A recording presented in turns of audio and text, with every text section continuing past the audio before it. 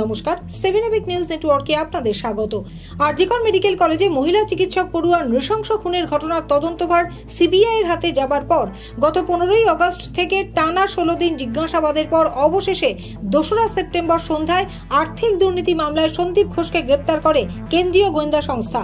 উল্লেখ্য, সোমবার দুপুর থেকে কলকাতা পুলিশ কমিশনারের পদ থেকে বিনীত গোয়েলের পদত্যাগের দাবিতে লালবাজার অভিযান শুরু করেন জুনিয়র চিকিৎসকেরা।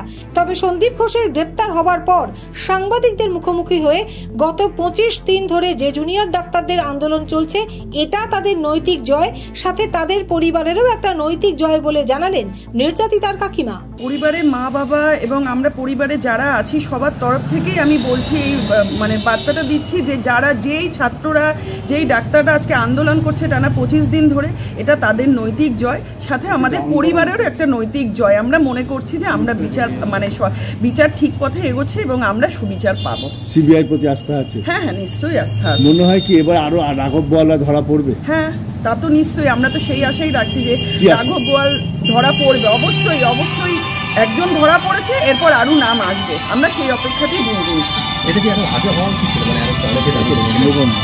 দেখুন, এটা তো হওয়া উচিত কি ছিল কি উচিত ছিল না সেটা নিয়ে আমি কিছু বলতে পারবো না, কিন্তু যেটা হয়েছে তাতে আমরা খুশি। একটা স্বস্তির নিঃশ্বাস। হ্যাঁ, নিশ্চয়ই কোথাও গিয়ে একটা তো আমাদের মেয়েটা তো দুর্নীতিরই বলি, সেটা আমরা খুব ভালোভাবে বুঝতে পারছি, তো কোথাও গিয়ে একটু হলেও আমরা স্বস্তি। পাশাপাশি তিনি এটাও জানান, যেদিন এই নৃশংস অপরাধের সাথে যুক্ত প্রত্যেকটি মানুষ ফাঁসি কাটে ঝুলবে, সেদিন বলবো আমাদের মেয়ে শান্তি পেয়েছে এবং আমরাও পরিবারের মানুষেরা শান্তি পেয়েছি। এখনো নয়, যেদিনকে যারা এই অপরাধের সঙ্গে যুক্ত আছে, তারা যেদিনকে প্রত্যেকটা মানুষ ফাঁসি কাঠে ঝুলবে বা চরমতম অপরাধের শাস্তি হবে, সেদিনকে আমরা বলবো যে আমাদের মেয়েও শান্তি পেয়েছে, আমরাও পরিবারের তরফ থেকে শান্তি পেয়েছি। সোদপুর থেকে রাজাদের রিপোর্ট, 7 এবিক নিউজ নেটওয়ার্ক। আরো বিভিন্ন খবরের আপডেট জানতে হলে অবশ্যই সাবস্ক্রাইব করুন 7 এবিক নিউজ নেটওয়ার্ক চ্যানেলটি, কারণ আপনাদের একটা সাবস্ক্রিপশন আমাদের কাছে অত্যন্ত মূল্যবান। পাশাপাশি অবশ্যই ফলো করবেন আমাদের হোয়াটসঅ্যাপ চ্যানেলটি। জয় হিন্দ।